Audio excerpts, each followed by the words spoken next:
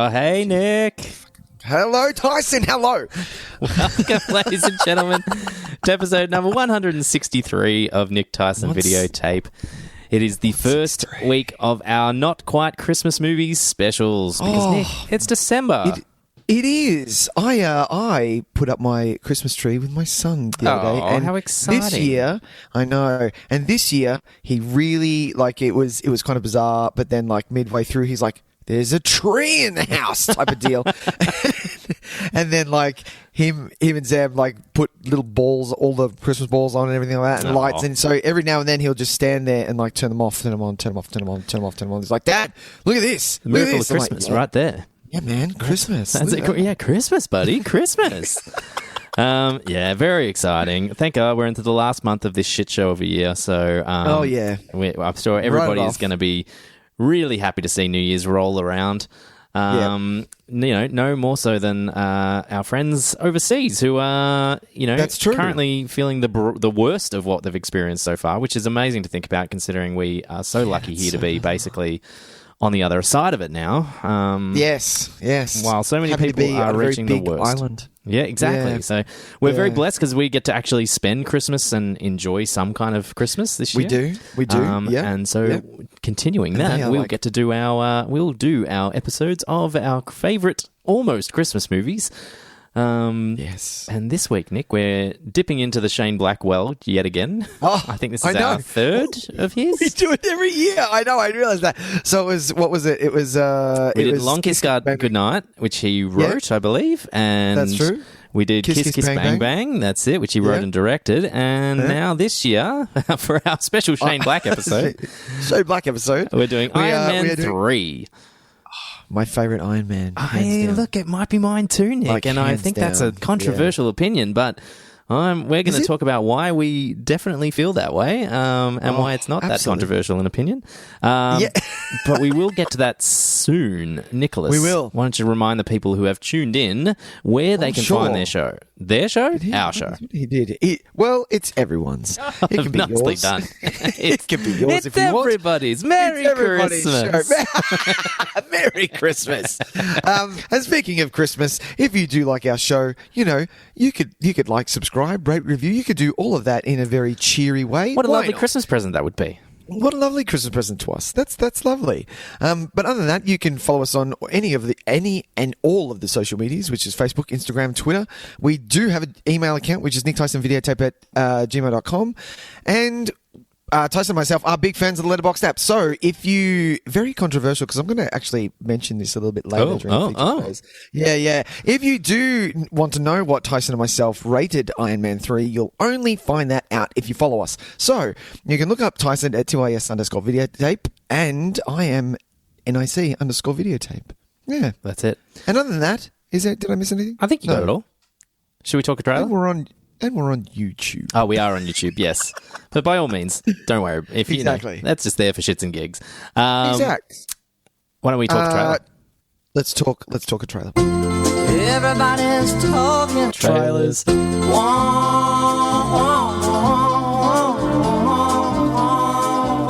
I love how this segment of the show has quickly become singular. Let's talk trailer because a trailer because we're struggling to find one, let alone two or three to talk about these days. So, exactly. But Nick, this week we are going to be talking about a documentary called. It is called. I think it's called The Last Blockbuster. I believe you're correct. Let me just double check. All right, we'll confirm. Yeah. Why don't we play the trailer and then you can confirm?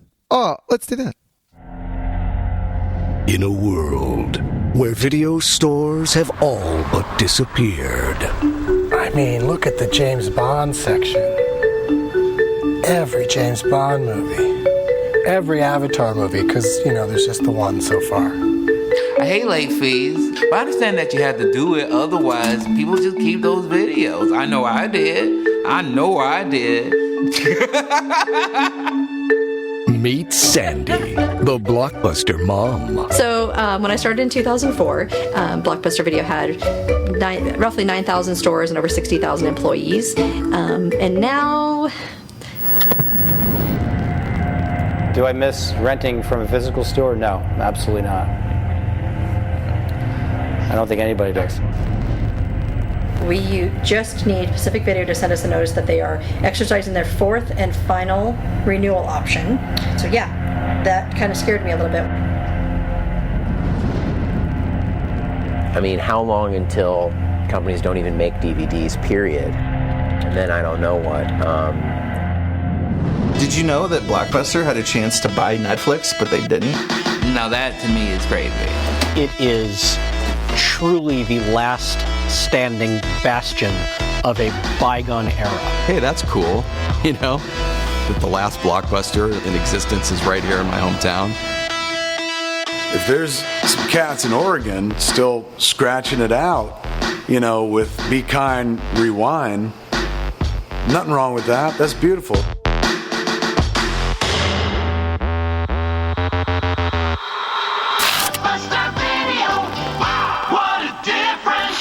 How'd you go, Nick?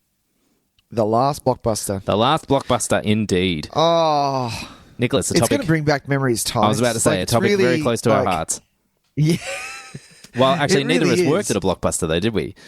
No, I did. No, did you? I did. My Movies Plus was bought out by Blockbuster. Gotcha. So yeah, it's going to be fun. It's going to be interesting. So did you have to rock those blue shirts, Nick? I did, yeah. It was so shit. And my boss, who was, if you're out there and you're listening to this, Dean, go fuck yourself. Take that, the Dean. owners, I love them. They were lovely to me. They really, really were. They really looked after me. They were so beautiful. But Dean, who was the general manager, thought he was the duck's guts, and he was just this fat, balding prick. Aww. And I was like, dude, man, go fuck you. This is the segment of the show where we just air our grievances with old bosses. With old bosses. Hey, Neil, 100%. you fuckwit. Yep. From Palace Cinema's manager, Neil, suck a dick. There you go. Yeah. Don't you feel better, Tys? Once It feels good. It feels good. I want that in the public stratosphere. I want everyone to know. Exactly. Yep. 100%. Where was I going? Yeah, so we had the blue shirts, and he goes, Nick, I want you to wear black pants and black shoes. Now, I was mid-uni. I was studying acting my ass off. It was great. I was loving life. It was cast parties every other weekend. Of course. And it was fantastic. And yeah, he was like, no, I want you to wear black. I didn't have black pants. I'm like, I'm not going to wear my suit pants. Yeah, we had to wear suit pants. It's ridiculous, isn't it? Man. So I did that, and he wouldn't let me like I used to love coming into work. I'd have a different movie T-shirt every week. I had my Go T-shirt. I had a big black T-shirt that said Snatch across the chest. Yeah. It was great. Loved it. We were sometimes allowed to wear the movie T-shirts, but it was only while that movie was like popular. So we couldn't wear a T-shirt from a movie that came out 3 years ago. We could wear... While it was the movie guarantee or whatever, we could wear the T-shirt, but that was it. Oh, come on, man! I know. So yes, well, I had the Video Easy, the navy blue and orange kind of thing. Oh, they had like a polo thing. We had a polo. Like a polo we had shirts for a bit, and then we had polos. Yep. Yeah, the polos were more comfortable. But I'll tell you what, there's no human being alive can pull off a polo shirt with slacks, like tucked into a pair of slacks.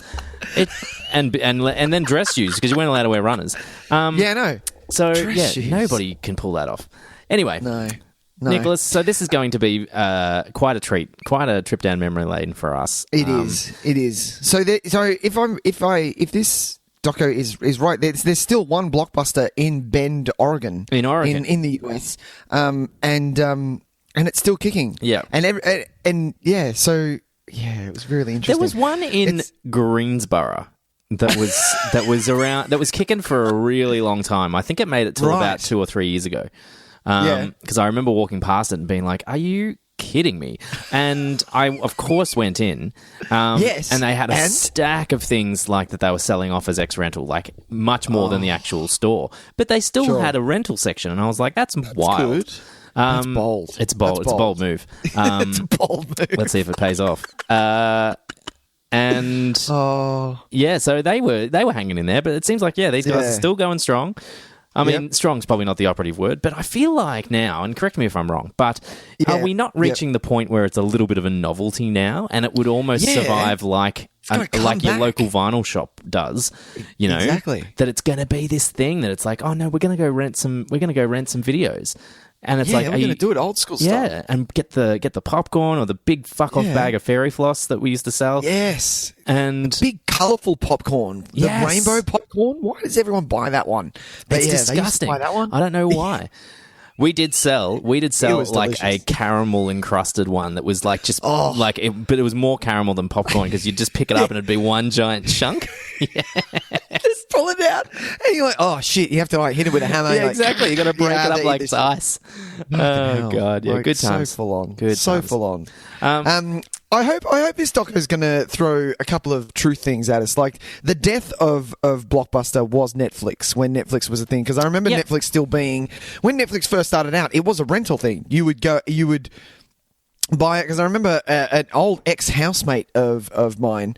She rented a Netflix DVD. I think it was Get Smart, the remake. Yeah, I still fucking remember what it was. Get Smart, the remake. And she rented it and just left it. And I was like, who is the late fees on this are going to be through the roof? I don't think they had late fees, did they, Netflix? No, and it just said on it, please put back in mailbox when ready. It will take care of itself. I'm like, where is there's complete trust in that. It was it was an interesting model. Steal this. And I don't think it was particularly successful at first, which is why one of the things they mentioned in the trailer that Blockbuster was actually given an opportunity to purchase Netflix and turned it down.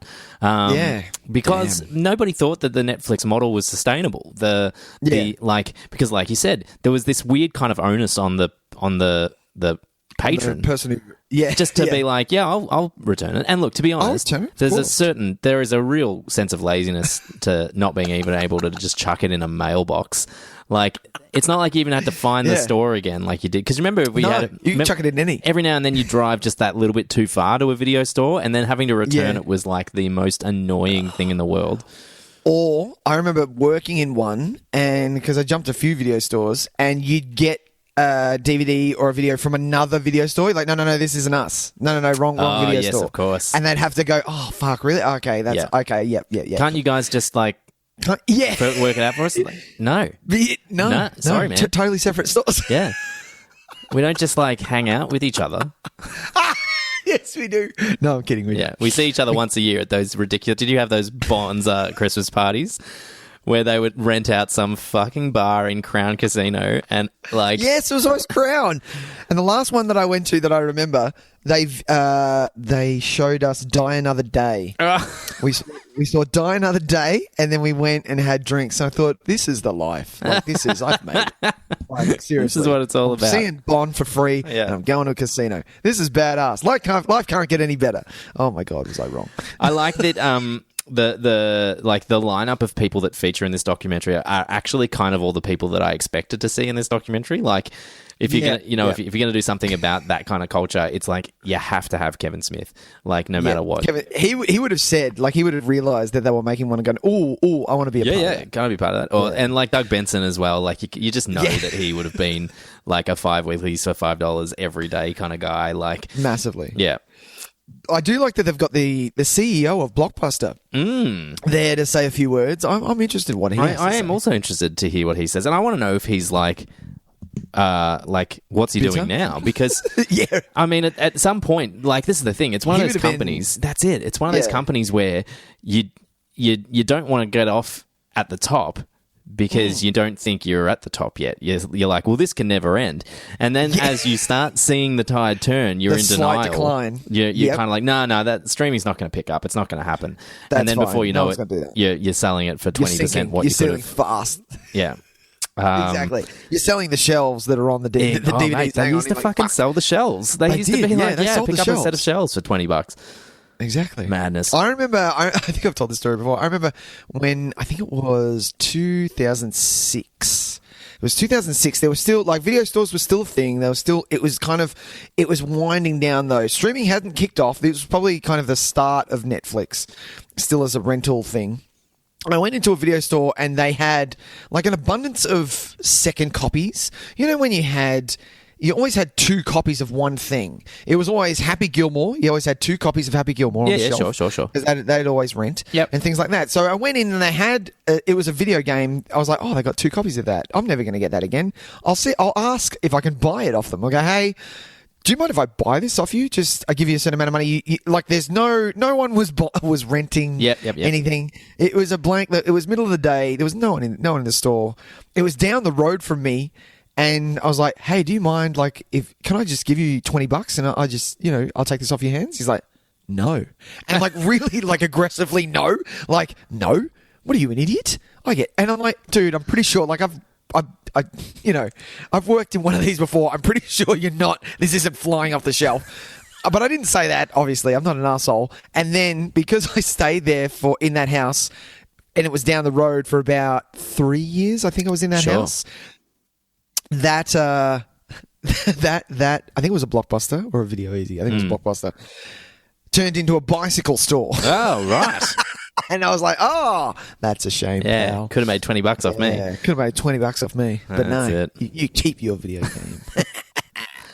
Look, I am very excited to see this. Like you said, it's going to be lovely. I do miss those days. I know that we live in this amazing sense of convenience now, and it's great. It really is. Like, we do get to see all kinds of things that we'd never get the opportunity to see, but there is something that we're always going to miss about that experience. Yeah. Friday night at Blockbuster, man, it was the place to be in like 1999.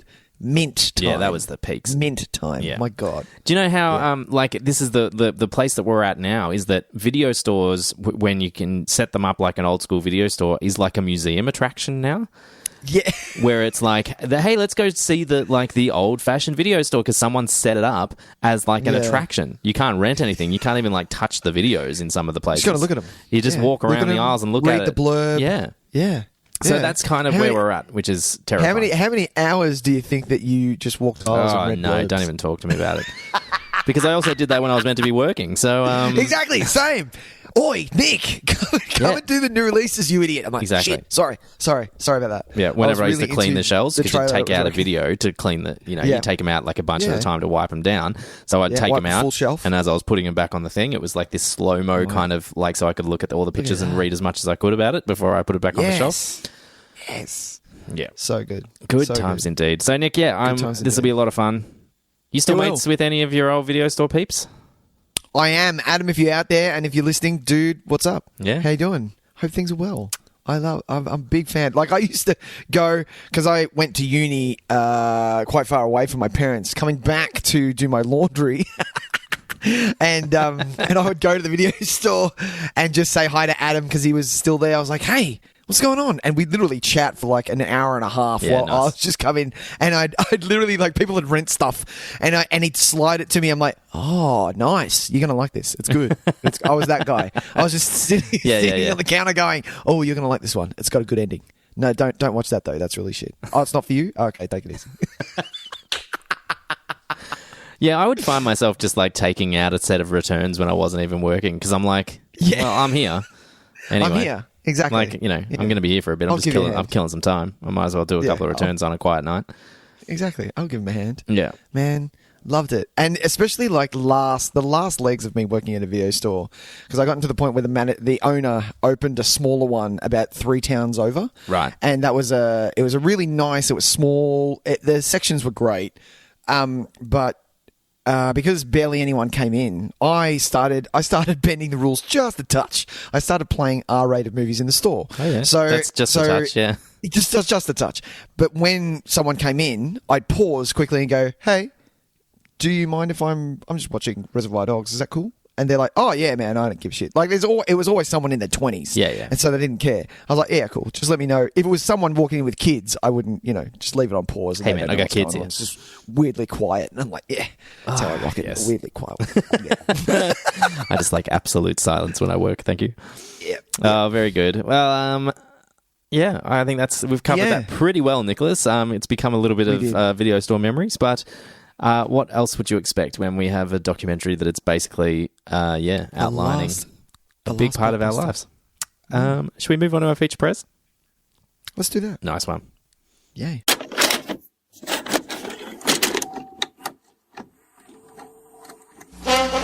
And now for our feature presentation.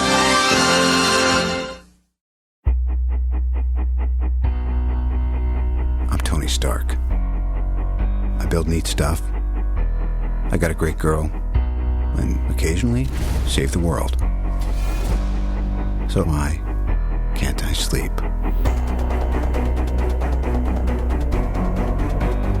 You elected me on a single platform. I will defend this country at all costs. The Mandarin must be stopped. You don't know who I am. You'll never see me coming.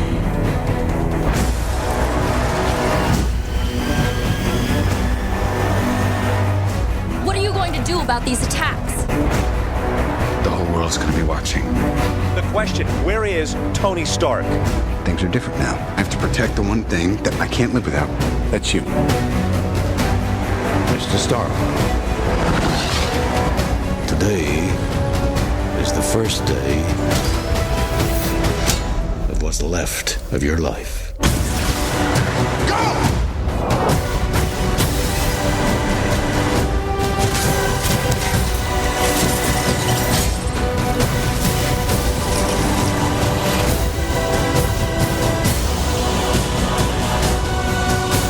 I'm gonna offer the choice.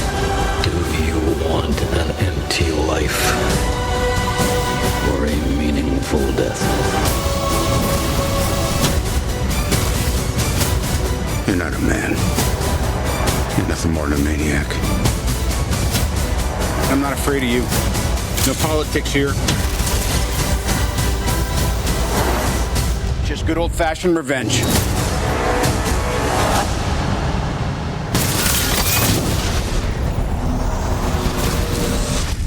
We do need backup. That's your department.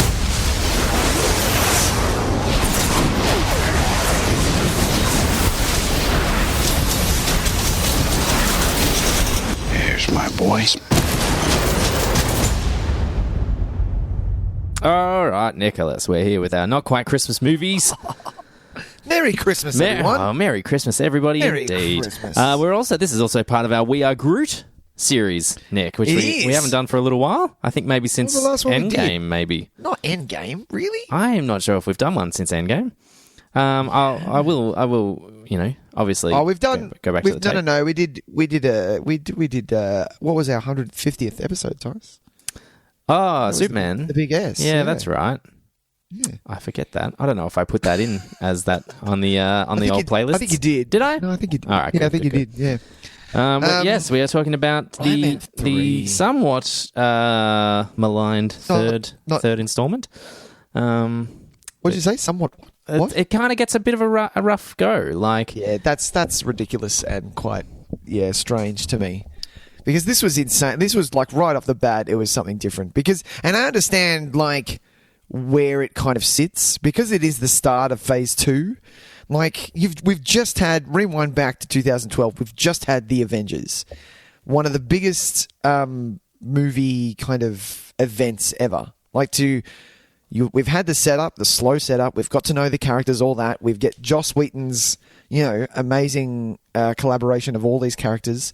How the hell are you going to top that? Like, that's huge. That was my first note that I had to write down. And we get, Iron Man 3. So I understand maybe why people are like, it's all right. But not me. I was like, I remember. I think he does an amazing job. Well, that's kind of how I've always been about it. I went and saw it, and I remember coming out of the cinema and being like, I fucking loved that. And then this was back when I was committing pretty fully to seeing them all like opening day. Opening day. So, it's gonna be so weird getting back into that habit again. Yeah, but it's just after this year, everything's kind of.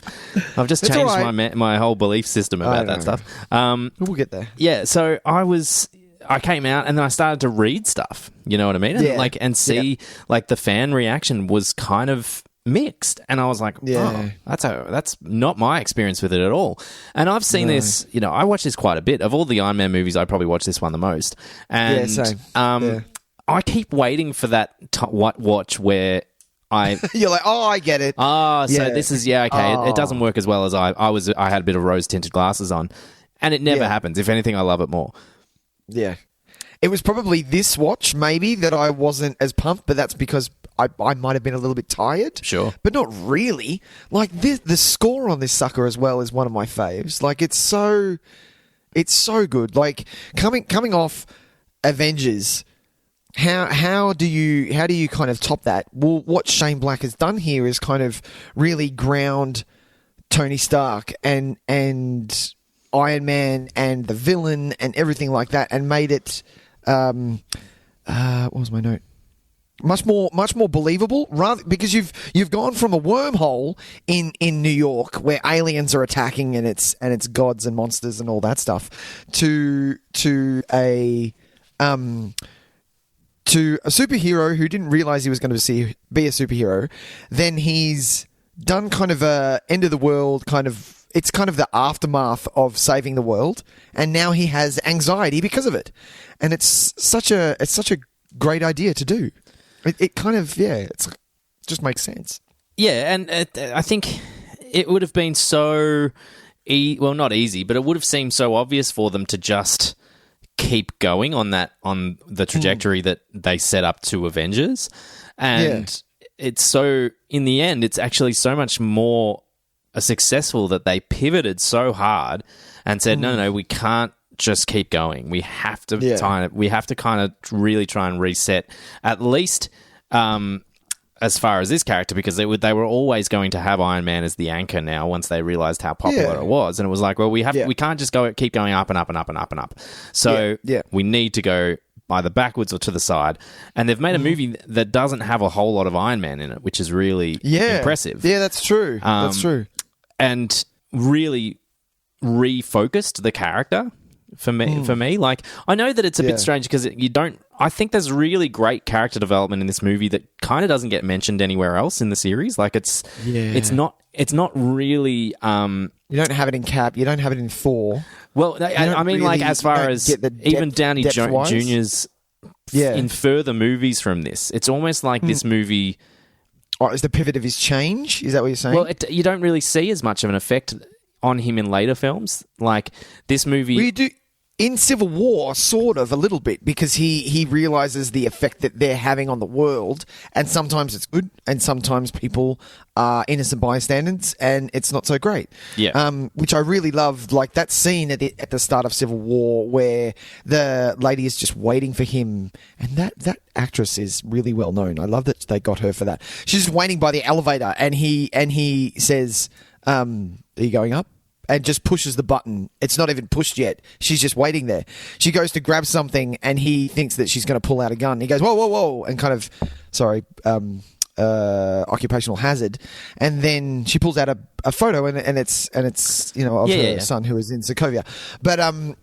But yeah, like I love the change, like the overall arc. If you look at Iron Man from Iron Man 1 to Endgame, like he's got the biggest. He does. I think I'm disappointed because some of the stuff that happens in this movie, and when I watch it, I'm saying that I wish they had have addressed it more directly in later appearances of the character. Yeah, right. Because I think they make a really strong statement about him going back to basics and really kind of centering himself again as a creator and someone who does it on a grassroots level and like this real kind of like scrappiness. Yeah. And I'm sad that they just kind of from this movie on, in the rest of the series, he just goes kind of back to normal. And it was like, I think they worked really hard and accomplished something pretty incredible in that they took this character that in the previous film saved the world by jumping through a manhole and made him really relatable again and really kind of not super again. They really brought out his humanity and he's just his kind of normal guy-ness. Yeah. And then that kind of didn't happen a whole lot, which is a bit of a bummer. Not that it affects the movies from here on out. It was just one of those things that yesterday when I was watching it, I was like, I really love how this movie accomplishes that, and it's a bummer that I don't think we really were able to deal with that fully in the other movies. Yeah, that's so true. I do like as well how if those of the fans who are familiar with the comics, Tony has a massive alcohol problem. Yeah, and I always knew that was an issue. going into the Iron Man kind of universe. When were they going to tackle it? And they do a little in 2. It's in the second one, isn't it? But not really. Not really. No. But I do like how, like, in reading a little bit, how the writers were like, well, how about we, instead of making him obsessed with, have alcoholism, how about we just make him obsessed with his work and kind of focus on that. So that's the kind of makeup for that. So it's a hurdle or something that he has to cross. Yeah. Sort of thing, so he can get over something as well at the same time. And I really like how this movie had that in it, because it shows that it was a flaw. He wasn't okay, and you see that throughout this movie, especially with how he's dealing with Pepper and everything like that as well. He's just kind of immersing himself in his work so that he doesn't have to deal with what he actually has to deal with. Talking about what happened and dealing with the fact that he has anxiety about, will he ever be ready again? Is he actually a superhero? Mm-hmm. Is he prepared to be?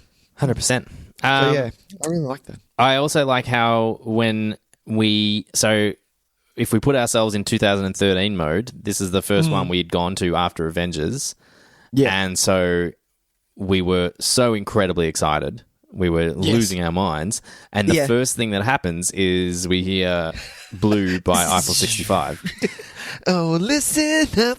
And I can't tell you the jarring feeling that I had watching that one. I was just like, what is going on? Oh, yeah. And it's like, great because it does everything it needs to do. It breaks you out of that kind of that expectation that we would have had where we were like, literally, we were ready for Avengers Part 2. It breaks that and makes sure that we no longer feel that way. It reminds us of the kind of the fun of Iron Man as a character, that it doesn't all have to, not all these movies have to be these giant epic kind of adventures with the world at stake. It can be kind of smaller scale and a little bit quirky and a little bit funny. It's such a clever way to do it. And also it just, we knew that it was Shane Black and we were wondering, are we going to get a Shane Black movie or are we going to get a Marvel movie? And I think straight off the bat we go, oh no, we're getting a Shane Black movie. Yeah. Had they done like the start of Winter Soldier, him going straight into another mission, it wouldn't have sold as well. Like it totally worked that it was a New Year's Eve party and it was 1999, and you're right, like it needed to happen. Yeah. Iron Man going into the next mission and that starting off would have been like, oh yeah, and business as usual. Yeah. And here we go with Avengers 2. But it sets up the kind of the theme of the movie so effectively anyway, not necessarily that song, but the by having that scene at the start of the film, this movie is all about your past mistakes and them following you around, and in this case, quite literally. And so when that becomes kind of what they want to talk about in this film, you could have done exactly that. You could have done a mission, and it could have been like some big action sequence. Iron Man just Iron Manning about the place, and maybe he has to. It's whoever he's chasing down was like an old villain or something, someone he pissed off years ago. But instead they do it this way, and we get to see it in a far more like relaxed, much more Tony Stark style than Iron Man style. And considering that's the movie we get, I reckon it's a really good way to do it. I would have, in saying that though, I would have liked, because they touched on it, and I really liked that they touched on it, when he meets, what's his name? Jensen? From Jensen's just hanging out in passing. Yeah, I would have liked that to be in a bit more of a moment, just a couple of, just maybe 1 minute more, rather than the brush off that it was. I was like, I feel like you just chucked that in. Like I feel like Shane, maybe he didn't want to do that, and maybe that wasn't on his cards, and then they've said, hey, do you mind just slipping this in? Sure. Yeah, look, it might have been nicer if they had an actual conversation. Because it seems like from I don't know, I don't remember it specifically in Iron Man 1, but does Jensen say that he brushed him off, or did they say that? Jensen says that if I had drunk that much alcohol, I wouldn't be standing. Yeah, sure. So a little bit more of conversation would have maybe flushed that out. Like, not that... I think it's okay to maybe have a conversation between him and Tony, because Tony's the type of person at that time to not really remember who the hell he talks to, unless you are a blonde with a big rack. So he doesn't really care. So yeah, it kind of would have worked nicely, sort of thing. But yeah, I love it. Yeah. I do love it. So how often do we get a movie or a superhero movie that front on addresses PTSD and anxiety based on being a superhero? I can't think of any others. That legitimately, not even really, treated like a metaphor, really. like they address it straight on. Because if you think of Batman Forever has a little bit of a little bit of his problems, but it's past anxiety, and maybe Spider-Man 2 to an extent where he stops being Spider-Man for a bit. Maybe Logan. Dealing Logan. With past Sure, things coming back. There's sort a little bit there. A little bit. But I not like as head-on as this. I like that the fact straight up does it. And like talking to Rhodey in the bar, then going into the Iron Man suit, and Jarvis going, "Pretty sure you just suffered mild anxiety." And it's a really accurate example too. I really loved that. Like it's spot on. As someone who has had many, it felt really accurate as well. And I was like, that's really cool. And we forget this. Like we idolize these characters and we have these massive adventures with these superhero characters. But the ones that are human, like some of this shit that they do would fucking drive you insane. Surely, it really would. It really would. And I don't think it comes up enough. Not to harp on it. It was kind of my issue. We talked about it when we talked about Endgame. The fact that Tony got his moment. Cap got his moment, but Thor, I felt Thor needed a bit more, especially because his anxiety, what happened affecting him was very physical and mental. So he got his talk with his mum, but I really feel like it wasn't explored enough. But yeah, I agree. Talking about that. Yeah. No, you're right. That was one of the things that did frustrate me about that, considering I loved Thor so much in Infinity War. I felt like they didn't quite carry it through. But yeah, it's a nice touch, and it really shapes the whole movie as well, because we do go on about it, but Shane Black is such a good screenwriter. That he is Tyson. But what the fuck happened with the Predator? I was watching this and that was my immediate thought. I'm watching this movie and being like, God, he's so good. He's so good. The script is so good. Like the dialogue is so good. The overall structure of the screenplay. There's specific things I want to get into a bit later. And as I was watching it, I was like, oh my God, what the fuck happened with Predator? Because it's I can't. What did he make a movie between? Oh, he made Nice Guys. Nice Guys. He made Nice Guys. A fucking another one. Just straight up there. Classic. Fucking amazing. Yeah. So I don't understand. I honestly don't understand, because there's just on every level Predator is not even close to this. Yeah. It was so shit. Like it wasn't just that was okay. No. It was bad. Oh, yeah. It was bad. I'm a little bit above where you sit on it. I think it's like a 5 straight down the line. But it was a 1.5. It was a half. Rough. Yeah, it was rough. They're not the same person to me. They're not the same person, because I don't know what happened. The guy who wrote Nice Guys and directed Nice Guys did not write The Predator. No, sorry. No, it's a totally different dude. The even just on a screenwriting kind of cliche kind of basis, where it's like all the setups get paid off, all the thematic things that they set up even have a conclusion. Every character within has an arc that's relevant to the main character, and everything. The villains are such a great representation of the thematic problems that Tony's going through as well. All that kind of stuff is just everything was thought out. Everything's thought out, and I fucking love it. And that's even the action pieces that they did. One of my favorite, and still keeps me on the edge of my seat, when everyone falls out of the plane. And that's fantastic. Like that's classic. But the fact that it's so grounded, like no, you can't do this. You have to think and find out a way to do it. It's a very grounded, like it's not Superman, like literally whizzing around, go, yep, got everyone, and next. No, he has to go, fuck, how am I going to do this? Okay, let's do Barrel of Monkeys. Okay, go. So thoughtful. And detail. Like dovetailing onto that as well, because I like that in this movie, and so we know Tony Stark is smart. We've always known he's very smart. Yes. But a lot of the times when they demonstrate his intelligence, it's stuff that we can't appreciate because it's like quantum physics and shit. You know what I mean? And he's sitting there with his big old fucking like heads-up display in Endgame. Minority Report thing. Exactly. And just flicking around. And he puts in some numbers and runs a thing and he invents time travel, right? And so we know that he's smart. But this movie made him like it really showed off his like ingenuity as an inventor, as a creator, and as like someone who's just like he MacGyvered a lot of shit.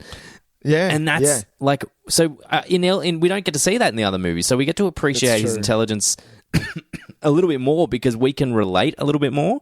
You know, we can see that he's jimmied up this like pellet gun out of an air compressor and some fucking screws or some shit, you know, and he's made a little electrifying hand by rigging up a gardening glove and some shit, you know, like that's far more impressive to me than heads up whiz bang shit I can't appreciate.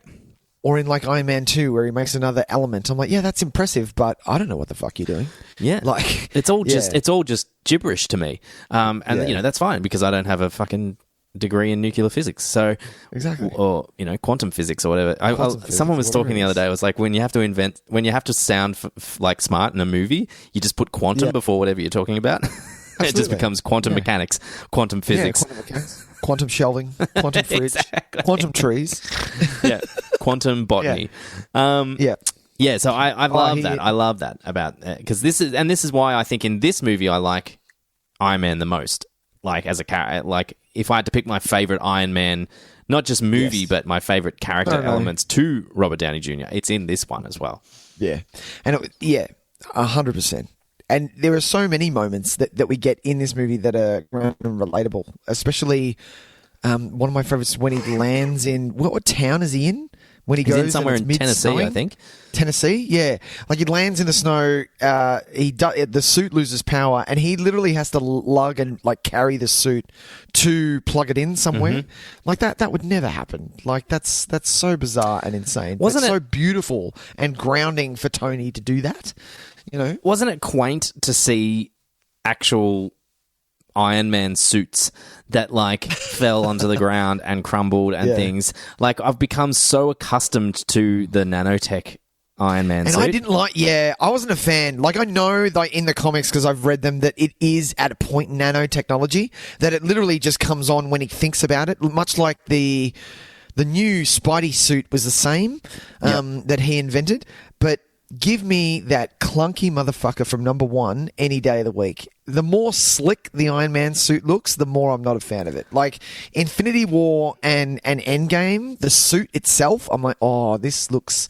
I understand, like it's a very specific look, but nah, man, I like big and clunky. I like it when the face shield... One of my favorites is when the face shield drops and that sound that bonk comes down. I know what you mean. Like, yes, that is mint. Oh, there was like one of the fist fights that he was having in the finale. I kept just waiting for like the things that he does with the nanotech, where just like a giant shield will just appear and he'll just throw like fucking force field things out and all that kind of stuff. Gravity guns. And I was like, yeah, right, God, it felt really quaint and kind of novel to have just metal suits again, like. Yeah. And all the things that we've gone through from here to I forget how old Iron Man 3 is basically what I'm saying. Like I forget that it's 2013. We haven't had another Iron Man specific movie since then, but we've had another 4 Avengers movies. We've had he's appeared in the Civil War, the Spider-Man movies. Like we've seen so much more of him since then, but I forget that. Yeah, and you see gradual advancements in whatever he does throughout those movies as well, which was always good. Let's talk villains because I think this is going to be really bold, but I can't have to say it. Bold, I think Mandarin is my favorite villain. Yeah, right. Yeah, I'm just gonna stick it out there. Trevor Slattery is my goddamn favorite. He really fucking is. I can't agree as if you ask who my favorite villain is, I can't because he's not really one. But as one of my favorite characters it's the premise of what they did with him. Yeah. Like the fact that like like throughout the movie, we're getting these great montages of this terrorist just doing his thing and terrorizing America, and all the sermons that he's giving America. Like it's so... Ben Kingsley is doing such a good job. Yeah. And then to come in and literally 180 the whole fucking thing is just... It's beautiful. Like, it's spot on. Look, to me, I love it, and I think it's a really, really effective twist. And, you know, the sad thing is now is that people hear the phrase subverting expectations and roll their eyes. But this did it in such an effective way because we are so trained by the previous movies in the Marvel series. We were so trained to see a villain, fear villain, and wait for villain to be defeated. So the fact that they took that and totally fucked around our expectations in that way, I'm so glad they did it because it opened the doors for a lot of things going forward as well. We started to kind of doubt our own eyes a little bit. And so, you know, when villains pop up in this series, we don't always have a clear idea of their intentions. And so I think it really broke a mold for us as viewers in the series. But also it's like it suits the movie so well. You know what I mean? This whole movie is Tony being in situations that he doesn't understand and being in these new kind of confusing situations where he's in a small town that he doesn't understand why he can't see properly and he's having dizzy spells and can't control his heart. And he also finally goes to all the trouble to infiltrate the main villain's lair, and he thinks, hey, this is Act 3, it's about to be the finale. We got him. I've got him. And it's not him. And it's not him. Like, it's just... You're right. It goes against everything that Tony knows. His suits don't work. Yeah, his suits aren't working. He doesn't know whether he's losing Pepper. Is he losing his mind? Yep. And then all of a sudden, the villain that he thinks that he's, oh yeah, cool, I'm just going to go pick him up and get him. Not him. Not a chance. And he's just kind of another cog in the wheel sort of thing. Yeah. And look, you know, I think this kind of ties into the overall plot of the movie as well. I think it's one of the strongest plots for an MCU movie as well. Because, you know, when you watch these movies and the plots don't really matter, like, what's the plot of Thor? I have no idea. Something with frost giants? Thor 1? Thor 1? Is that what you're talking about? Frost giants and Frost Loki, giants and Loki, a robot goes down and they have a big fisticuffs in a small town, right? In a small town. Yeah, that's it. Yeah. This is like a fucking Elmore Leonard novel, this fucking plot. You know what I mean? This is more complicated than LA Confidential, what's going on in this thing. But it works. Like, you can follow it all, and you can, like, if you asked me to detail it, I actually could. And that's rare because... Like, so you know what I'm like? Tell me the plot of fucking LA Confidential, and I'm like, oh, yeah, I don't know where you got that from. Where did you get that clue from? That's what I always do. I always pause and go, hang on a minute. I say it to Sam, I'll pause and go, hey babe, where did we find out that clue from? Yeah, exactly. Where How do they know that guy's name? Yeah. How do we know? How does it happened a lot in, we just finished watching True Detective Season 3. Right. And I was like, why are we going here? Where did we get that clue from? Yeah. And she's like, we got it from here. I was like, oh, okay, sorry about that. No, I'm with you 100%. That's how I feel about a lot of this stuff. I just go along for the ride most of the time and just go, yeah, it's cool. I'm sure there'll be a monologue towards the end of the movie that just explains everything for me. And then you get like a big Ocean's 11. that's how they did it. Exactly. But to me, this is structured so well because it is like the plot of Killian is really like, I mean, call me naive, but I think it's kind of clever. Like, it is. Oh, he's disguising the faults of his technology by hiring somebody to pretend to be a terrorist and taking responsibility for those explosions. I think that's really smart. Like, yeah, I think it's great. That makes for a really cool story, and it does. Like, it's solid. There's no gaps in it. Like, he's thought of everything exactly, and he even gets in he even has a plan and gets in the president. But the president isn't the end game at all. He says that when the president rocks up, he's like, "I just wanted you here. There's no reason. It's not as if you're part of my plan. No, that's I just wanted you here. That's it. It was like we can stage this as like some kind of coup because you didn't make those oil techs pay when they spilt a whole bunch in the ocean, so we'll just pretend it's that. But really, I just want the vice president to be in charge because he's my buddy. Exactly. So good. He's thought of everything. Yeah, he's vice president, by the way. Fucking what's his name? RoboCop. Yeah, Miguel Ferrer. You're a dodgy man. You know when you see him. You know when you see him. You're like, you're going to be dodgy. You're dodgy. Yes. Yeah, and so all those things together, like having a plot that kind of convoluted yet works entirely well, it kind of it turns back to the reveal of Trevor. Like, I think people were really upset because they wanted the Mandarin, and that's fine. Because they'd heard, but that's the thing. Like they'd in moving forward, like trailer 1, trailer 2, it was just the Mandarin. Yeah. Everyone knows who that is. They can Wikipedia the shit out of who it is. Like, oh shit, okay, Mandarin. I remember the trailer because there was even the shot of the 10 rings. So if you Wikipedia the who the Mandarin is, which we're getting, by the way, in Phase 4, that's the main point. We are getting him. Yeah, and we are getting him. Like everyone saw the 10 rings. They're like, oh, every single ring has a power, things like that. But the fact that they flipped it, and I love that they did it, I was like, no, fuck you, fanboys. This is actually a way better story. Do you know what I mean? Yeah. Like, you'll get that, sure. You'll get that. You know.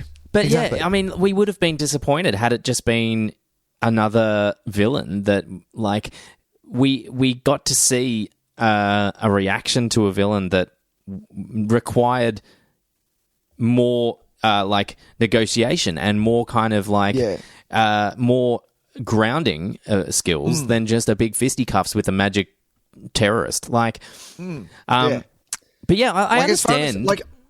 I'm just gonna say I understand where they came from, and I don't think necessarily it was like a fuck you. Like, I think it's more of a. I actually think that it wasn't a fuck you. But I reckon they probably thought people were going to love it. I reckon they would have been shocked at that response. I reckon. Okay. Because you know, but also at the same time, we can't blame. Like, I got frustrated with people who were like, "Fuck this movie, the Mandarin's the best," and they ruined it. It's such a bad excuse, but because you can't blame the movie for doing such a good job of making Ben Kingsley really effective. Yeah. In the trailers and in the lead up to it, like that means the movie did its job. It's not. That doesn't mean that the movie is like betraying you by pulling the rug out halfway through.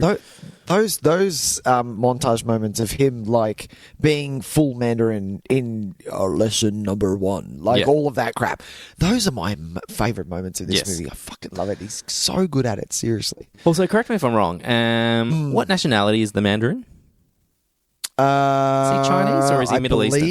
I believe he's Chinese. Okay, cool. I did look it up. So it's now 2020. Wouldn't it be kind of awkward if, like, for instance, we had the Mandarin in the MCU continuity and it was played by Ben Kingsley? Yeah. Wouldn't we feel a little bit weird about that now? Absolutely. So I mean, I think it's worked out the best for everybody. Yeah, even Iron Man 1, he's not captured by terrorists in the Middle East. I believe. Oh God, I don't remember. I'm not going to say because I'm going to say it wrong.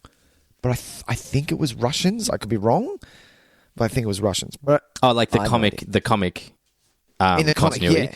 Yeah. I mean, look, that fuck around with places all you like.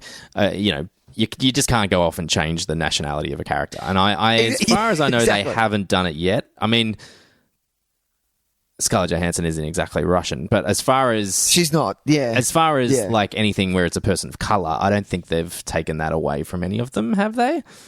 I'd like to assume no, but I don't think they have. Yeah. Yeah. So every character that's meant to have been a person of colour has been played by a person of colour. Yeah. So it would be really weird if Ben Kingsley was just, I'm totally Asian. Totally Asian.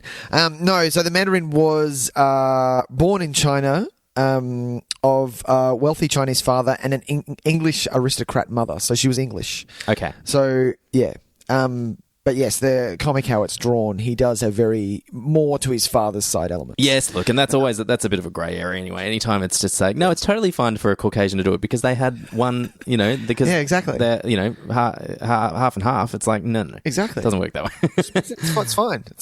It's fine until you get to like the Lone Ranger and Johnny Depp playing a Native American. Like, oh, yeah, okay, that's dead fucking. So now in the betterment of everything is that we get this really interesting, challenging, kind of thought-provoking twist that fucks with all of our expectations. And now also next year we're gonna get the Mandarin. Exactly. So it's fine. Everybody wins. So good. So maybe now, if this is why you don't like this movie, maybe people can go back now and go, okay, well, I'm going to get the Mandarin anyway. Maybe I can try and appreciate this movie on its own merits. Maybe they will. Yes. See, there you go. Which would be lovely because I never had an issue with it. I think it's actually one of the standout parts of the movie. I'm telling you, man, it's my fave. It's my fave. It goes the Mandarin, then Thanos, and then the Vulture. Oh yeah, Vulture was great. Yeah. Oh, maybe Zemo's in there somewhere. Zemo was good. Zemo was really good. Do you still call Loki a villain? Is Loki still a villain? Loki is a villain, but Loki was really like flogging a dead horse, to be honest. Oh, they really? had gold. And for me, this is literally just for me. No, fair enough. They literally were like, no, is there any chance that we could put Loki in here? I was like, no. How about you stop and use someone else? How about that? How about we give Tom Hiddleston a rest and he just rocks up in Thor movies? How about that? No, let's put him in everything. I was like, no. That's, that was me in my head just talking to myself. And, yeah. And now we're getting a Loki TV show, which I'm going to watch. Yeah, maybe that might be a bit excessive. I do kind of like the premise, though. Like, it literally is like a multiverse. Him just traveling through dimensions. Because he, in Endgame, grabbed there was one moment where he grabbed the Tesseract. Yeah. Just fucked off. I was like, oh, nice. I like it. Yeah, no, fair call. I like it. So, Nick, I reckon that this movie has maybe one of my favorite action sequences of almost all of MCU movies. Oh, what is That's that? the destruction of his home. His house? Yeah. Really? I You think that's the absolutely best? love that. Well, because not compared to like, the big airport in Germany. Airport and the big thing at the end of Endgame and stuff like that. Sure. They're really well directed, really well choreographed fights. Sure. This was, and this is in true Shane Black style, it was just him surviving a whole bunch of bombs being shot at him over and over and over again. And they made it so, like, the tension of it was so high, and he was always just thinking of his next survival. It was never about, like, a punch-on. It was never about these, like, huge, big fights like Winter Soldier and Cap style. It was just, okay, I've got to think on my feet. I've got to jump over here. I've got to catch this thing. I've got to get out of the way of this. And it made it so... Yeah, exactly. Like, how good's the bit where he throws the armor straight onto Pepper when before she even lands? It's just... It's so good. So good. And it's... Man, this movie looks fantastic. This movie looks better than some of the later movies in the you think franchise. so? I think so, yeah. Yeah, because I agree with you. Because once we get into later, it starts to be a little bit... what is the word? A little bit too CG. Like the main one that I think of is when the bomb hits in Endgame at the very end of Endgame. Yeah. It's a little bit too CG. Like there's no tangibility. Whereas this, you can tell that those Audi cars coming down into the water, they would have like even track mapped those Audi cars and kind of no, they're real cars. It's just that we didn't actually crash them like that. They're actually just framed in and all that stuff. But it feels more tangible. So I agree with what you're saying. Yeah, but really, like that, I know why you like it because there's so many things of the fact that Jarvis is like that doesn't work, sir. That doesn't work either. And it's so can't do this. And it's like fuck. What can I do? Oh, piano, and just throws a piano. I'm like it's resourceful and it's desperate. I love desperation in action sequences. They're the things that I really appreciate. And look, don't get me wrong. I love a big punch up more than anybody else, but there's something really, really exciting and like driving about that action sequence that I really love, and also because he doesn't win either, which I think is which is good. It's the end of Act 1, kind of let's put our hero in the worst possible situation and see how they can recover, and it's really, really effective in that way. I think. Also, when that huge crane crashes in the finale. That looks so good. I swore to God I was just watching that happen in real life. It was amazing. Is it because you've updated your TV, Tyson? Maybe. You got an updated 4K TV. is pretty impressive, isn't it? You've got a 4K TV and you watch this thing on Disney Plus. Was it 4K on Disney Plus? It says it is, yeah. It says so it I is? assume Okay. assume it is, as long as the internet connection is strong enough to support it. Which we've got NBN, so it should be fine. But telling you, man, what we talked about last week, just a little 4K thing down the bottom. That's all. Yeah, that's all I want. That's all I want. I'm asking. Just chuck a little thing down the bottom. Not hard. You're not going to ruin the movie. Oh, so good. What was I going to say? I was going to say something. No, it's gone. What else have I got? Let's talk. Let's Guy Pearce. How good is Guy Pearce? Look, I've always been a huge fan of Guy Pearce, just in general. Mm-hmm. I really, really do you like like the him. change from 99 to this Guy Pearce? I think he does well in 99. I think he plays that part really well. He does. But he's one of those guys, he can just do anything. I honestly think he's kind of a little bit underrated, Guy Pearce, because... Really? Well, aside... Like, we love him, because he's Australia's own. But...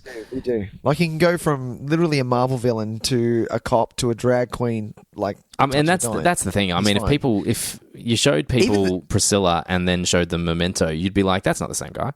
Or even The Proposition. Have you seen The Proposition? Proposition is fantastic. It's a great film. Yeah. So I will bat for him in any circumstance. I think he's fantastic. Oh, hang on a minute. There you go, James. The Proposition. There you go. Australian film. Australian film we like. Man. Yeah. What's up, James? That's true. We did like some. It was hyperbole. We do. We just, don't seek them out. We don't see them day one. I have the score for The Proposition. That's how much I love that movie. I love it. There you go. See? Yeah. But yeah, so I think he does really well. I think the character is maybe a little bit kind of not greatly served by the story, because he's representative of some things, but not so much. He doesn't really have his own kind of... He's not really a character. He's more a representation of Tony's prior mistakes. Because he's not in his own. You don't kind of get... There isn't a scene in the movie where he... I don't know, where... What can I allude it to? I get sort of like when Thanos adopts Gamora. Yeah. Sure. You're not getting a scene like that with him. Like, we needed to see... You know what we needed to see? We needed to see his metamorphosis from being a man who's quite crippled into what he becomes. Yeah. Well, even just the Thanos example is always a good one, and this is that test that Red Letter Media that I stole from, is that can you describe a character without using its name and its occupation, right? Someone like Thanos, you can describe him, whereas someone like Killian, not so much. You know what I mean? Yeah, that's true. He doesn't really have an overarching kind of character journey. So, but having said that, he's very effective in what he's there to do, which is to be a representation of like a mirrored version of Tony when, driven by something, but who has gone in the wrong direction, is so like, because the whole thing with Tony, what he's going through in this one is that kind of dangerous passion, where he's so driven to create the perfect suit and the perfect protection, because this is what leads us into the stuff in Ultron. About his suit of armor, is because he's technically trying to make all the armors, mostly because he's scared of losing Pepper. I think is kind of, when it comes down to it, at the end of the day, whatever happened with the rest of the world, if he still had Pepper, he'd be okay, but he needs to make sure that Pepper's okay. But yeah, so if that drive was corrupting, you'd end up with Killian. And that's pretty much what he's there to do, and I think he does it really well. I think he looks fucking slick as, with his hair and his suits, really, and he's buff as, and his fucking leather shoes with no socks, looking all mint in his suit and shit, with his tan and his American accent. A truly great moment where Rhodey's like, "You breathe fire? You breathe fire? Yeah, you breathe fire." And I love how that was. I love that he put that in, like the fact that it gets to the point where it's really unbelievable, but Rhodey brings it back down and goes, oh, sure, yep. So, because that's the thing, you breathe fire now, Exactly. And, we needed to have certain elements of fantastic things, because now we've reached a certain point in the movie series where it can't be totally grounded anymore. So it's really nice that we do have these kind of ridiculous things, but we draw attention to them that way, because it is kind of, it's ridiculous. People are growing back limbs and are like fire monsters. But all you need is just Rhodey just making that man on the street observation. Just that nice and quick. Yeah. And it brings us back to that level really nicely, I think. Yeah. Which is why I also like, I don't know whether it probably is a thing. I haven't looked it up. Whether the side story of War Machine turning into Iron Patriot. I love it. I love all that. That was so cute. Like, it was so good. Rhodey's truly great in this. It's almost my favourite Rhodey stuff is in this as well. I'd love a War Machine movie. I really would love a War Machine. This is the movie that makes me want a War Machine movie. In some of the other ones, I feel like Rhodey gets treated a little bit like a wet blanket in some of the other ones. A little bit, yeah. Whereas in this one, in Ultron, where he's telling a War Machine story. Yeah, that was a War Machine story. I'm like, man, War Machine's cool. He's not the joke of the party. Thor's the joke of the party. Yeah, whatever. Yeah. Well, this movie doesn't. Yeah, it doesn't make a joke out of him. It does a little bit, like a tiny little bit, but only because he's named his WarMachineRox as his password. Like, that's probably about it. WarMachineRox, all caps with an X. But man, he gets to be a fucking badass. And do you know what? He does the best badass stuff. Not even in the suit. How good is the fucking sequence where he rescues the president? Just beating the shit. Like when they're cooking him and he just jumps out of the suit. Oh yeah, and decks him. Just high punches him. Yeah. No, I absolutely love the shooting the cable and riding the fucking carriage over and then shooting the thing off the president and then landing on the other thing. It's a great, it's an Indiana Jones level kind of a thing. So good. So good. But yeah, so I think he gets treated really well in this, and it's a shame that it doesn't carry through to some of the other movies.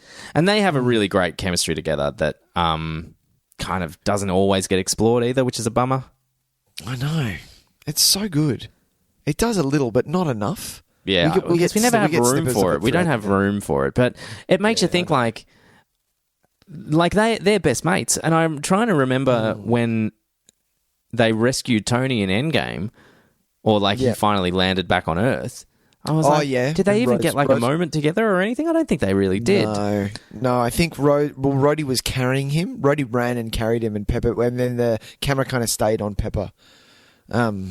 From what I remember of Endgame. Yeah, not that it needed to be needed to have an emotional moment, but no, you did want something though. I know that he's the one that stands up when, and geez, this is burned into my brain. This scene when Tony kind of loses it at the end, when you see him there, he's malnourished, and they're trying to get him to eat, and he's just talking, and he kind of loses his shit and goes, what the fuck? We're kind of the Avengers. Where the fuck were you, Cap? I had to do this by myself, and Rhodey steps in and goes, hey man, hey, it's all right. We're all here now. We're going to sort it out, kind of thing. Let's calm down. Yeah, right. And you get those moments, but you want a meaty scene.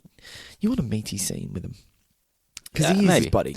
Maybe that's what I'm missing. Maybe that's what it is. I really. Sorry. Oh yeah, go. No, you go. Well. No, because mine has to happen at the end. Oh, okay, sure. Well, I'm pretty much at the end, to be honest.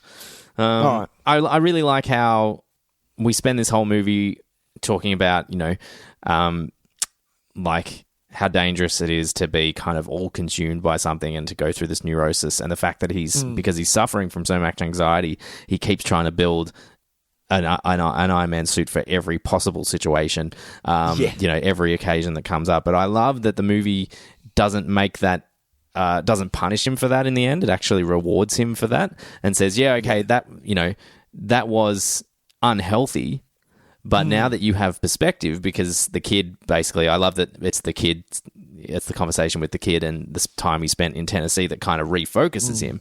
He can realize that he can use those in the way they are intended to do, because they were a product of his anxiety, and they end up saving the day for him, which I think is really nice. And it's kind of like this,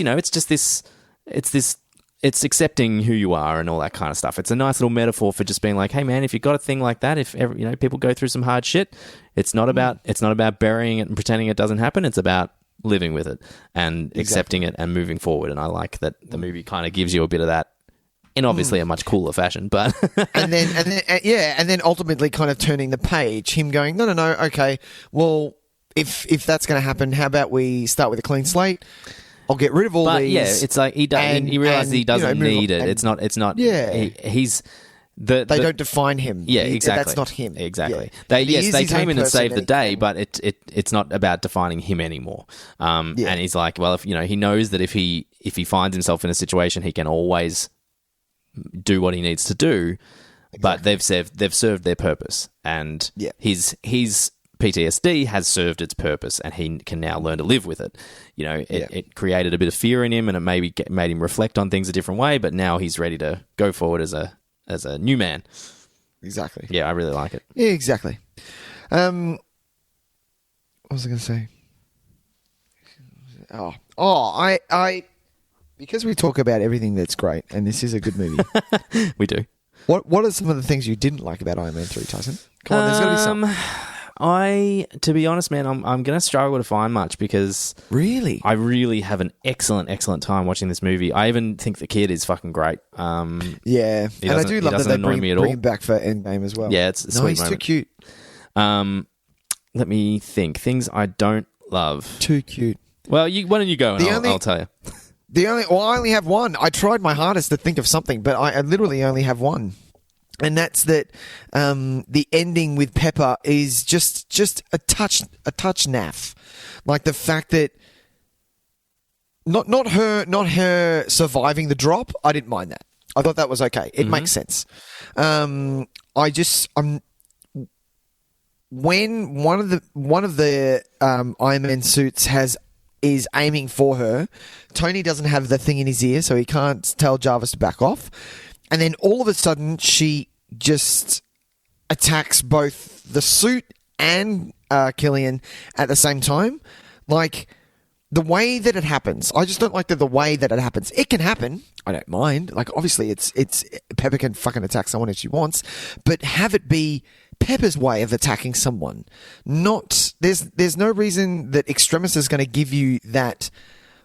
I don't know, karate style fighting. I kind of feel like it's. Do you know what I mean? I feel like it's implied that Extremis gives you, like, is it kung fu style? Well, if it was, powers. then we haven't had it. We haven't had it previously. We haven't had a thing where it said no. It's going to give you these extraordinary powers and things like that. For all I know, it's just has regenerative capabilities. Yeah, right. Because they've hired all of these ex-soldiers, they're just using their natural soldier ability. A natural ability to do those things. No, fair enough. So Pepper coming down that hard, do you know what I mean? I get what you're saying. Pepper coming down that hard, I'd rather it be like really clunky and fucked and her to kind of win. Her to lose a limb, the limb comes back and she punches Killian with the fact that it was so swift, her kicking up the missile and then kicking it into him. I'm like, I get what you're saying. Kind of doesn't sit, but yeah, it's funny. I might have just used that as like headcanon and just kind of gone, if you've got Extremis, you suddenly it's like the upload in the Matrix. You just suddenly you know you kung can all of a fu. sudden do everything. Yeah, I just kind of assumed that was the case. Because as much as I totally get what you're saying though, because that is strange. Because in all other cases, anyone that we've seen use Extremis would have had extensive training. So that makes sense that they can kick ass like that. It does, Having said that, I really like that Pepper is the one to save Tony at the end. So I've got no issues with that because I think so much of this movie is his fear of losing her. And then he realizes that, and then he gets to have her save him, which as much as she kind of doesn't even know what she's doing, it's more the act than it's more the meaning of the act than the act itself, I think. So true. But I love that line afterwards. It makes me laugh every time. Who's the hot mess now? I love it. It's so good. She's so good. She is. Yeah, she's a secret, underrated MVP of these movies. She's always so good. I'm always a fan. Yeah, I've grown a huge new appreciation for Gwyneth Paltrow. For Gwenny, yeah, in the last couple of years. Just because I've also gone back and watched a few of her old movies and that I'd kind of looked over and being like, oh no, I don't think I like Gwyneth Paltrow, and then I've been like, oh no, she's really good. She's glued to one of my favorite movies of all time. Like her moments in Seven when she is that vulnerable and that scared and has no one to talk to but Morgan Freeman. Yeah. Oh, those scenes are fucking scary and heartbreaking at the same time. Yeah. And she does a mad job. Oh, for sure. Yeah. I'm really appreciative. But to bring, and you know that, like, to bring the sass that she does, like, especially in Iron Man 1 when she comes out and says, I do anything and everything that Mr. Stark says, even occasionally taking out the trash. That's a great line. And I'm like, isn't it fantastic? Pepper Potts. Oh, you make me giddy. Yeah. She's great. No, she's so good. Very good. The other thing I wanted to mention, I really like, and this is I think only Shane Black could do this so effectively, is the way he, like, personifies the MK42, the Mark 42. Oh, yeah. Like, as this kind of scrappy underdog almost. And it really is. Like, and I love it so much. And because, he's kind of, he makes the Mark 42 like, it's Tony, basically. You know what I mean? It's the same way we feel about Tony. Like, I love when he comes flying in to save the day and just crumbles. It's honestly behind him. It's honestly like one of the great kind of laugh moments that you could have because you were not expecting that at all. No. But he's still, in the end of the day, despite being a scrappy little underdog who, falls apart, at the end of the day, he got the job done and he did it. He did. He did. And, like, I love it because he's such a, you actually feel endeared to a suit of armor. Not like, and it's not because it's like the same way we're endeared to Jarvis. No. This is. He's been through the wars. This armor. Yeah, exactly. Like, it's been through hell. It's helped him a little bit here and there. It's kind of hurt him sometimes. Yep. It's done the job and all that stuff. But at the end of the movie, you're like, yes, go. Oh, it's so good. And I love when the shot of him flying and it's like you see him kind of like, oh, hang on, no, shit, no, shit. I'm not holding on here. This isn't going well. It's really, really great. It is good. Yeah. I want Shane Black to do more Marvel movies, man. I think he's a really good voice in that universe. He is. And as long as he gets out of this funk, but yeah. Yeah, well, that's it. Well, he needs a way to get out of it. And, I mean, we're not going to get another Iron Man movie, unfortunately, but unless they, pass the mask, I don't know. But he needs to... what he does really well, and it's unfortunate, is Robert Downey Jr. just performs the shit out of Shane Black dialogue. Yeah. He just knows how to do it. He does. He really does. Like, just watch Kiss Kiss Bang Bang. Yeah. Like, that is, hands down, like, such a great movie. Yeah. Such a great movie. I've only got one more thing, Tyson. Yeah, cool. Go for it. I'm not going to say because our lovely listeners will have to follow Tyson to find out what he did rate it, but I know for a fact that, Tyson, you have rated Iron Man 3 just as high as Infinity War. Yes. Which is in previous talks is one of your absolute favourite Marvel movies. Is it sits that high? It sits. Yeah, it does for me. It really does. Yeah. It's Infinity War. Hang on. I think I might need to go in and bump up Infinity War. Oh, really? Yeah, because I was going to... I thought I'd already done that. No, because I know how much you love Infinity War because of what it did. But yeah, the fact that you rated it what you did, I was like, oh, I need to. And this is why, I love Letterboxd. Because I can go, Tyson, do you realise that you rated it the same as this? Yeah, and they go, oh, shit, did I?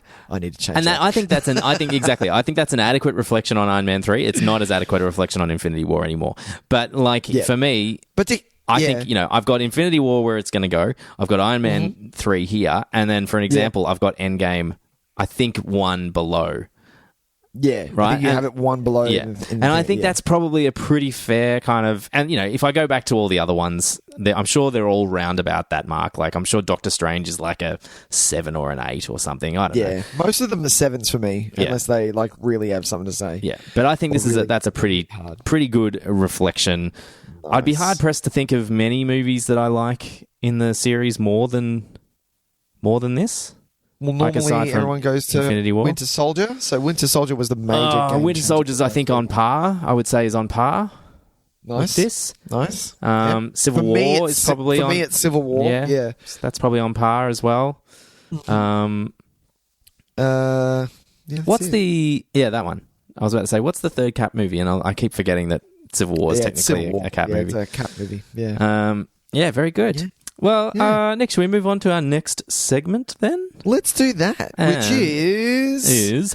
What did you watch this week? That was not English at all. Out of that, I'd stuff that up. We're dealing with an internet lag here, people, and we do have it. That's all. People know what we do now anyway. People get it. Exactly. Nick, what did you watch this week, buddy? I watched something that I've wanted to watch for a very long time. Oh, yes. Not that I'm a fan at all. Oh, that's interesting. I watched 2015's I Saw the Light, which is a music biopic of Hank Williams. Yeah, right. Starring Loki and Scarlet Witch. So Tom Hiddleston and Elizabeth Olsen. Right. Tom Hiddleston plays Hank Williams and Elizabeth Olsen playing Audrey Mae Williams. Mm-hmm. The reason why I didn't see the trailer when this came out, I saw Tom Hiddleston on Colbert and he sang I Saw the Light. Now, I had never heard that song before. I looked it up and really liked that song. It's a little churchy now that I listen to it, but still, I don't really mind. Like, if a song is great, like if you can get behind a song and sing it, like that's why, like, if it's churchy or if it's maybe too Christmassy, I love it. I will always sing it. I back a good song anytime.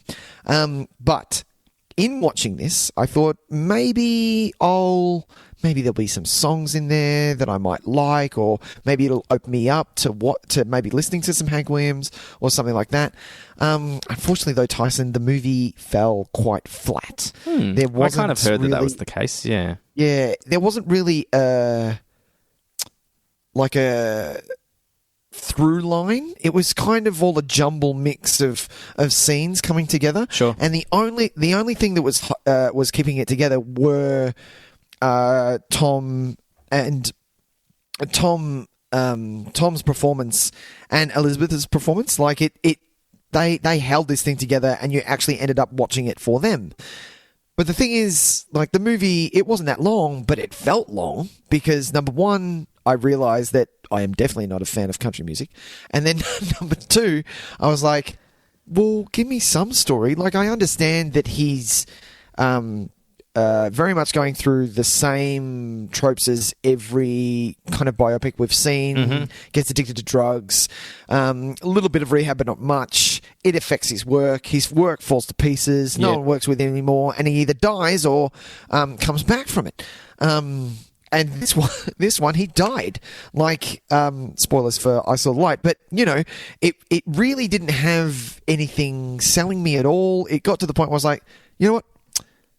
Damn it! I really wanted to like this, but I guess I'm not gonna. No, that's fair enough, man. And I mean, why are we even doing this to ourselves? We know. I like biopics. Like, I know. When they work, it's a fun time. It's music that you know, and I was about to say, I think if we think of them more now as, like, if we understand that I'm never going to get anything that's going to wipe away the memory of Walk Hard. So no matter what, any musical biopic I watch from now on, I'm going to be thinking of Walk Hard. I can't help that. Right. But that movie just did it so well. Like, it lampooned it all so very well that every time I watch one, I'm just kind of like, oh yeah, here's that bit, and it makes me think of what's his name, the ladies' man, when he finds him in the bathroom. No, Dewey, you don't want any part of this shit. It's like, what, is it addictive? It's non-habit forming. All that kind of stuff. It makes sex even better and last longer and all that kind of stuff. Like I can't think of anything but that stuff anymore. So, it gets very hard to watch a biopic and not kind of crack up into giggles anymore. So, but when we stumble across like a Love and Mercy or a Rocket Man that at least toys around, or Judy. I thought Judy really did a great job in kind of fucking with the. Yeah, you did like that, didn't you? Yeah, I thought it was great. Fucking with that kind of the trope of that, just the entirety of that as a story. Like, we don't need to have these stories that focus on they were born, they had this tragedy in their past, they released that first single, and we all crowded around a radio and went, I'm on the radio! And then they got addicted to drugs and died, or got over it. Like, it doesn't always have to be that. It's the ones that find ways to work around that I think are the most effective ones. So true. One of my favorites is still Ray, which definitely ticks all the boxes of what we've just mentioned, but I still love Ray. It was early enough in the process to kind of not suffer for it. I think if I went back and watched it now, I might find it a little bit naff because Walk Hard did fuck with a lot of it as well. But the things I really liked about Ray was I thought the cinematography was incredible in Ray, and nothing can change that. Like, I thought the direction was great, and I thought Jamie Foxx was great. So that stuff will always be there. Jamie Foxx isn't even there. Like that is Ray Charles. Yeah. Like it's so even if it's a bit cliched in its screenplay, there's other things you can appreciate as well. Exactly. Yeah. Cool. Anything else, Nick? That was all that I wanted to mention, I think. Yeah, sure. Well, I'm just going to mention one as well. Yeah. I've been going through just kind of filling some gaps in my Steve Martin filmography. Nice. You are a fan of Steve. I love him. I do love him. And there's just a couple here and there that I haven't seen. Like I haven't seen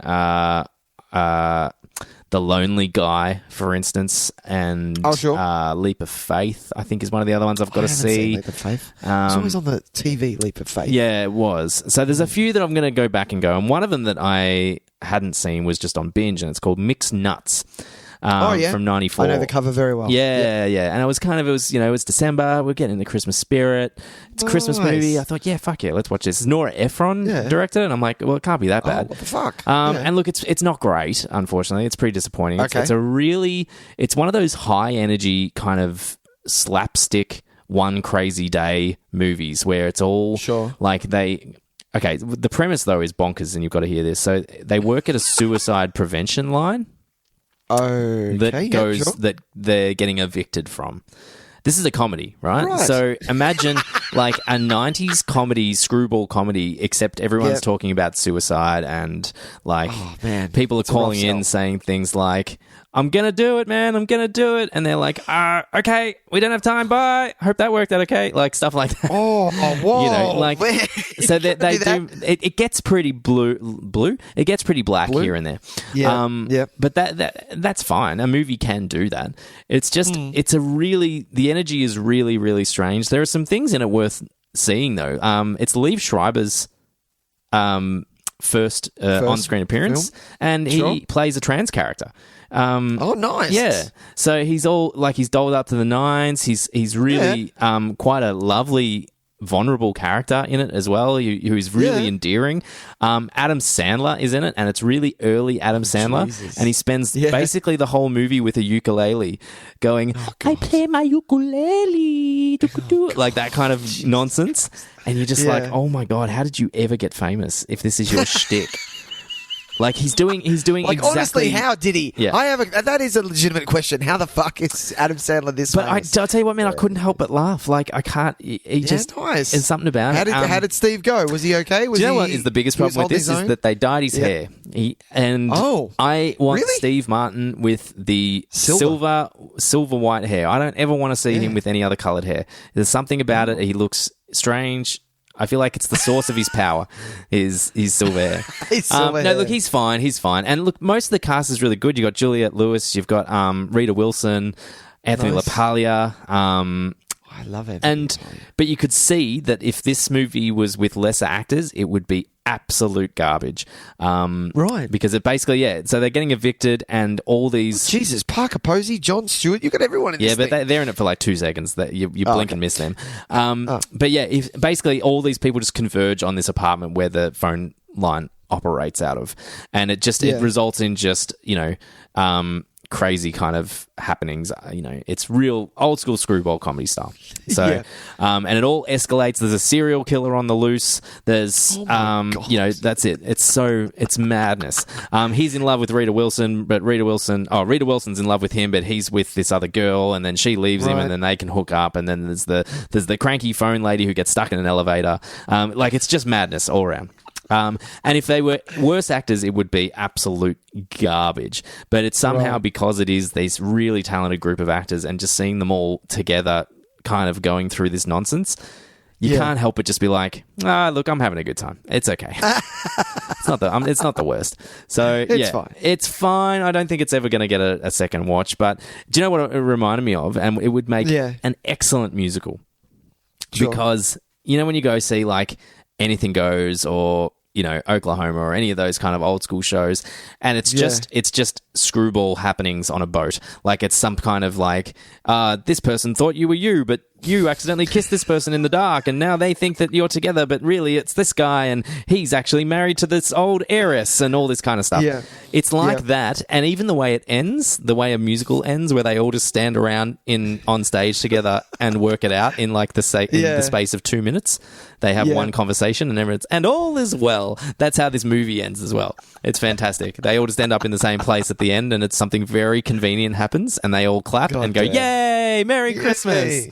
So really strange, really, really odd. I wonder if I can see why it hasn't become like a kind of a Christmas kind of regular. Was it Christmassy? It's super Christmassy. Yeah, there's massive plot points to do with Christmas trees and Christmas presents and things like that. So yeah.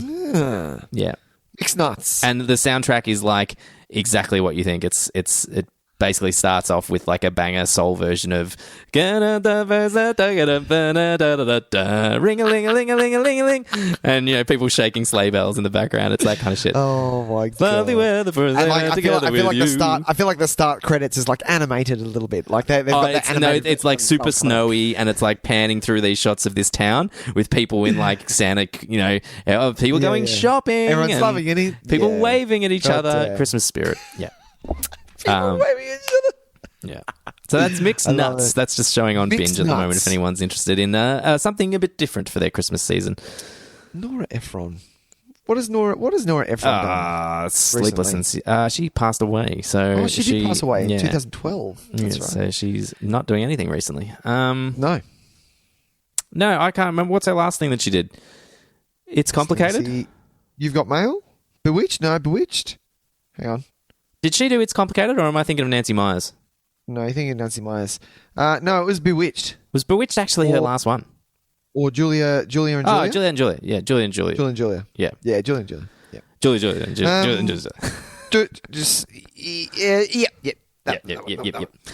Julia. Nick. Tyson. What are we doing next week? Oh, so we, Tyson, are going to do a small movie from, I think it was it 2000? 99, actually, according to this. I thought 2000, to be honest. I thought 2000. Damn. We are doing the Doug Liman directed movie called Go. Now, yes, Nick, there is a little bit of Christmas in it, Tyson. This pops up on a few lists of Christmas kind of adjacent movies, which is where we kind of like to find our not quite Christmas movie specials. I don't remember much Christmas in this, so I'm going to just take it on word on goodwill for the time being. I remember a hat. I remember a Christmas hat. Hey, look, that's all it takes, really. That Timothy Oliphant is wearing, and that's it. I can't remember. I can't say there was much Christmas in Iron Man 3. Yet No, it was just at the bar. It was mostly just at the bar. And then a giant Christmas tree in the last scene. That's true. But that was about it. So, that's how we do things around here. We get into our actual Christmas movies as the month goes on. We like to ease ourselves into it. So, yes, next week we'll be doing Go. How exciting. Nick, do you want to just remind the people at home where they can find our show? Ladies and gentlemen, if you want to watch Go, maybe you could hire it from Blockbuster Video. I'm kidding. Don't do that. Just good luck. Just do anything else. You'll find it. I'm pretty sure you can pick it up at JB for $6.95. Other than that, if you have liked what we've talked about, Iron Man 3, please rate, review, like, subscribe, all of those things. Write a review about our Iron Man 3. I would actually really love that. Make that Tyson and mine's Christmas present. If you want to get Tyson and myself a Chrissy present, and we don't have a PO box, you can't send us something, and we don't have a Patreon, we would love a nicely wrapped in a bow review. That's it. We don't ask for cash. We just want some words. Not for cash, just some words. Literally 2 minutes of your time. Or you could get really creative and give us 10. Other than that, Tyson and myself are... Nick Tyson Videotape is on all the social medias, which is Facebook, Instagram, Twitter. And now, I'm going to... This is a little bit of a test. Last week we did Jaws, and my God, that was some of the best artwork I've ever seen. Posted it up. Hopefully everyone's seen it. It's one of my faves. But yes, you can look us up on Facebook, Instagram, Twitter. We do have a YouTube account. We do have an email. If you wish to ask us, you better get in. You better be real quick. What actual Christmas movie we are going to do this year? You could ask Tyson very nicely. He does, take requests, but better be nice because Tyson. Be nice. He dishes out coal pretty excessively. I got bags of the shit. But other than that, Tyson and myself are on Letterboxd. So if you do want to find out what Tyson has rated Infinity War and Iron Man 3, you're going to have to look him up on Letterboxd, which is TYS_videotape, and you can find out what I rated it by looking up me, and I am NIC_videotape. That's it, Tyson, Nicholas. I'm going to watch Go. This is hilarious. We keep ourselves on our toes here at Nick Tyson Videotape. We do. We get to watch all kinds of things. We're not doing recent releases. We're not doing that stuff. Fuck that nonsense. Exactly. Everyone else is watching, what is it, The Queen's Gambit? We don't do that. We watch Go. Fucking 1999. If I want to know about chess, I'm going to listen to the musical from the guys that wrote ABBA. One night in Bangkok and the world's I am definitely not watching. If I'm gonna watch chess, I'm gonna watch what is it? Little Kid Bobby Fischer. I'm gonna watch that movie. Exactly. I've never seen it. Exactly. I will watch it eventually though. Nick, have fun with that. I'll see you next week, buddy. I will. Thanks, buddy. Okay, see you. Bye. See you then. Bye.